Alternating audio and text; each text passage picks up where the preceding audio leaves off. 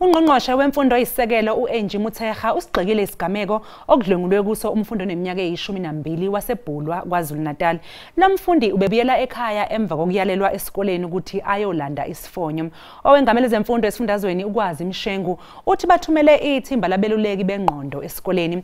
Ukusebenza ngokubambisana kwamaphoyisa nezakhamuzi kuholele ekuboshweni komsolwa.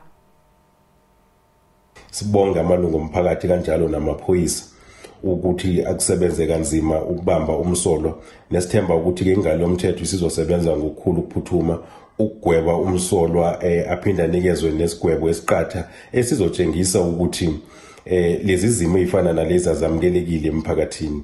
Siyafisa ke ukusho ukuthi njengomnyango sesithumele udistrict director kanjalo nama psychologist ukuba bawolekelela umndeni kulesimo esibhekene naso. Sizoqhubeka silibheke udaba ngaphakathi eminyangweni ukubheka ukuthi singazivimba kanjani izigameko ezifana nalezi ukuthi zingenzeki esikhathini esilandelayo. Sinxuseke namalungu omphakathi ukuwonkana ukuthi sisukume sonke silwe nezihlaba ezifana nalezi ngoba zingumbulalazo.